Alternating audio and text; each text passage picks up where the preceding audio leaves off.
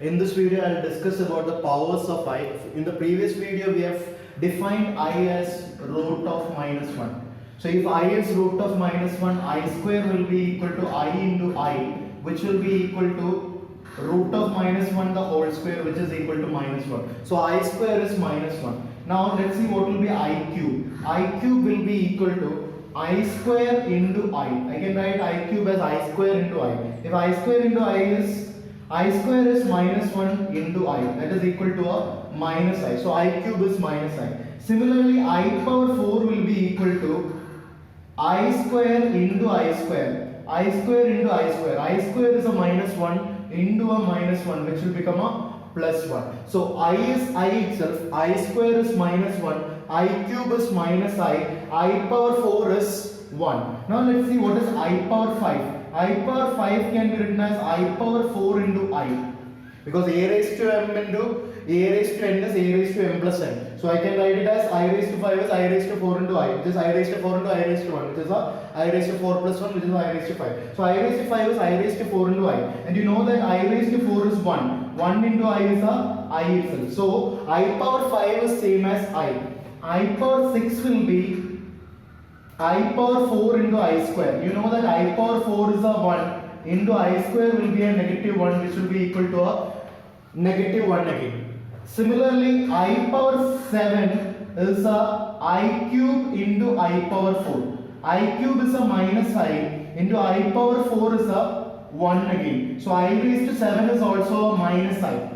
Similarly, I power 8 is I power 4 into I power 4, which is 1 into 1, which is again a 1. So we have seen I is I square is minus 1, I cube is minus I power 4 is plus 1, I power 5 is I power 6 is minus 1. Let's write it once again. I is I itself, I is equal to I square is minus 1, I cube is minus I power 4 is 1. Again, I raised to 5 is I power 4 into I, that we have seen it is same as I itself. I raised to 6 is I power 4 into I square, which is a negative 1. I power 7 is I cube into I power 4, which is same as I cube, which is a minus I. Similarly, I power 8 is I raised to 4 into I raised to 4, which is a 1 into 1, which is a 1. So what do you see here? This is I, this is I. This is minus 1, this is minus 1. I cube is minus I raised to 7 is minus I power 4 is 1, I power 8 is 1. Let's write a few more powers. I power 9 can be written as I power 8 into I power 8 is 1, so this will become a I itself. Similarly, I power 10 is I power 8 into I square. I power 8 is 1 into I square will again be a minus 1. I power 7 is all. I power 12 is I power 11 will be equal to I power 8 into I cube. I power 8 is a 1 into I cube will be a minus I again. I power 12 will again be I power 8 into I power 4. I power 8 is 1, I power 4 is again 1. So this will again be 1. So what do you observe here? See, after every fourth power, the values of I is keeping on repeating. See, this is I minus 1 minus I 1, I minus 1 minus I 1, I minus 1 minus I 1. So what do you understand from this? The powers of I repeats after every fourth power. This is our understanding about this. Correct. So the powers of I takes a cycle after every fourth power. So I power 12 will be same as I power 4, I power 8 will be same as I power 12, I power 20 will be same as I power 4. After every fourth power, it takes a cycle.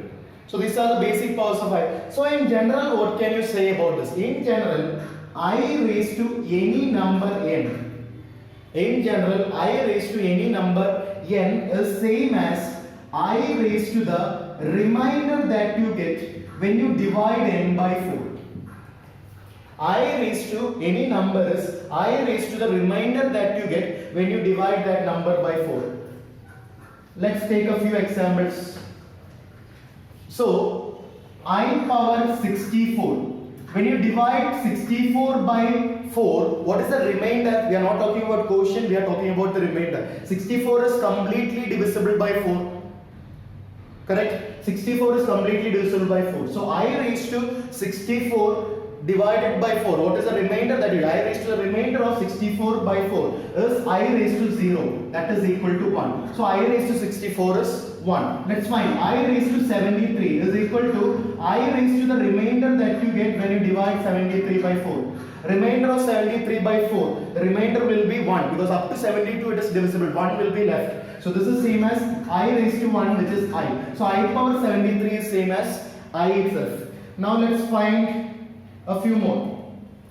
So I power 73 is I power 89. I raised to the remainder that you get when you divide 89 by 4. 89 by 4, the remainder is 1 because up to 88 it is divisible. So it is same as I raised to 1, which is I. I raised to 107. Up to 104 it is divisible. So the remainder will be 3. This is same as I cube. I cube is same as minus I. So I power 107 is same as minus I. Let's take a few more examples. So let's figure out what is I raised to 7892640153. Now you think this is a very large number. Now we have to find what is the remainder that you get when you divide this large number by a 4. But you have to understand the divisibility rule of 4. What is the divisibility rule of 4? A number is divisible by 4 if the last two digits are divisible by 4. So you don't need to divide the complete digit. Same applies to the remainder also. Whatever is the remainder when you divide this number by 4 will be same as the remainder that you get when you divide the last two digits of this number by 4. So you effectively have to divide only 23. So I raised to this last number will be I raised to the remainder that you get when you divide this by 4. When you divide this by 4, it is same as dividing 23 by 4. When you divide 23 by 4, up to 20 will be divisible. 3 will be the remainder. So this will be same as I cube. I cube is minus I. So the value of this will be minus I. Let's take another example. I raised to 72479216. Let's take this. So just consider the last two digits. I raised to the remainder that you get when you divide 63 by 4. When you divide 63 by 4, up to 60 it is divisible. So it is I cube, which is minus I. I raised to 721. The remainder will be whatever is the remainder that you get when you divide 21 by 4. When you divide 21 by 4, the remainder will be a 1. So it will be same as I itself. So this is how you handle powers of I.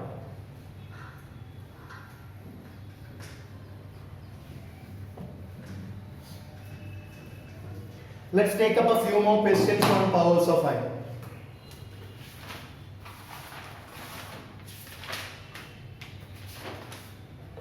Alright, let's do this question once again. Now, let's see a property of powers of I. What is I raised to 1 plus I square plus I cube plus I power 4? I raised to 1 is I itself, I square is minus 1, I cube is minus I power 4 is 1. I and minus I cancels, 1 and minus 1 cancel, you will get a 0. So I raised to 1 plus I square plus I cube plus I power 4 is 0. Similarly, let's take I raised to 7 plus I raised to 8 plus I raised to 9 plus I raised to 10. I power 7 is same as I cube is minus I power 8 is same as I power 4, which is 1. I power 9 is same as the remainder that you get when you divide by 4 is 1. So it is same as I power 10 is the remainder when you divide 10 by 4 is a 2. I square is a minus 1. So this and this cancel, this and this cancel, you will get a 0. So these were 4 consecutive powers of I raised to 1 plus I square plus I cube plus I power 4 is 0. Similarly, I raised to 7 plus I power 8 plus I raised to 9 plus I raised to 10 is also 0. So as a property, you can say from this observation, sum of 4 consecutive powers of I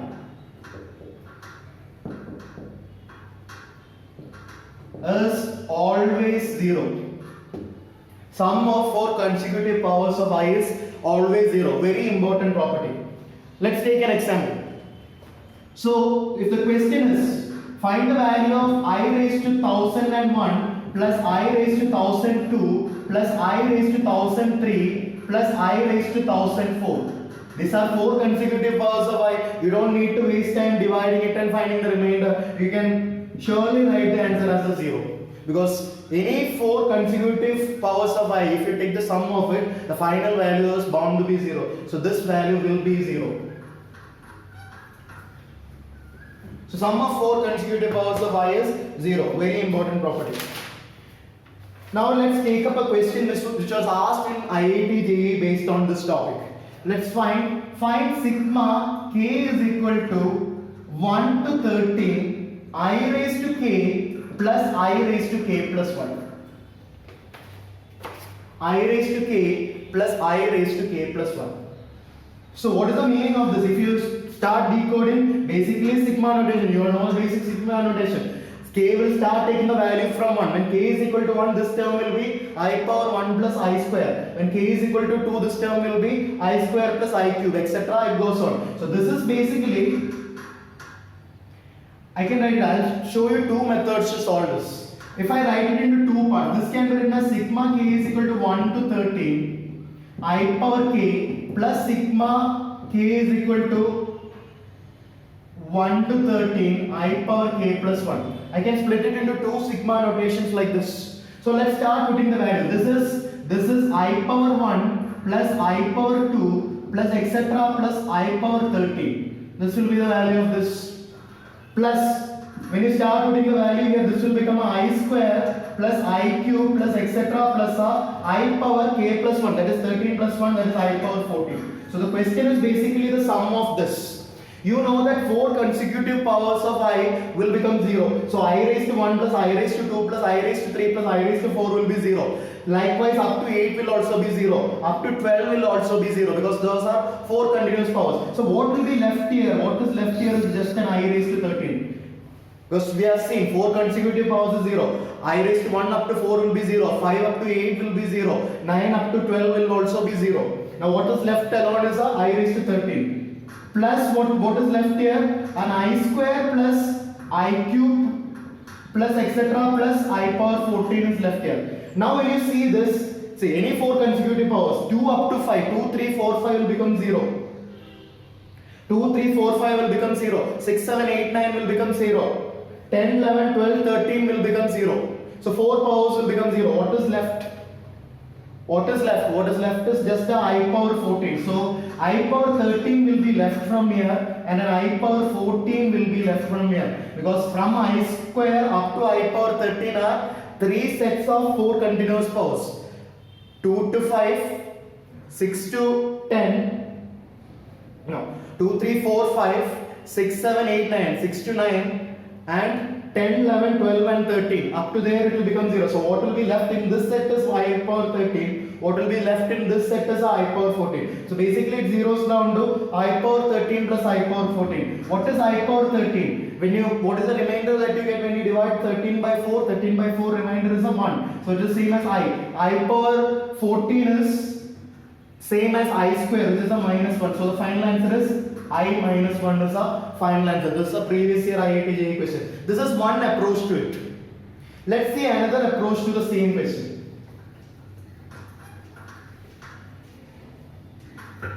Let's see another approach to the same question. So if you write this as sigma k is equal to 1 to 30, what can be taken common here? An I power k can be taken common in these two terms. If I take an I power k common, this will become a I power k plus a I. This is what is going to be common here. I power k plus a I. Now you know that when inside sigma notation, if a constant is there, you can take outside. You know that this part I1 plus I is independent of the value of k. So you can take it outside and focus only on the powers of I here. So this can be written as 1 plus I into sigma k is equal to 1 to 13 I power k. Can write it like this. So this is basically same as 1 plus I into, what is the value of this? I power 1 plus I power, so this should be a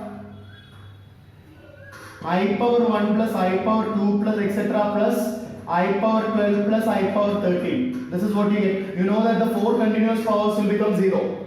Up to here it is going to become 0. I power 1 plus etc. up to this is going to become 0. Now what will you be left with? This will become a 1 plus I into what is left is only I power 13. I power 13, that is 1 plus I into I power 13 is same as I, because up to 12th power cancels off, into I. When you open the bracket, this will become I plus I square. When you open the bracket, I square is a minus 1. So this will basically become a I minus 1 as the answer. So this is also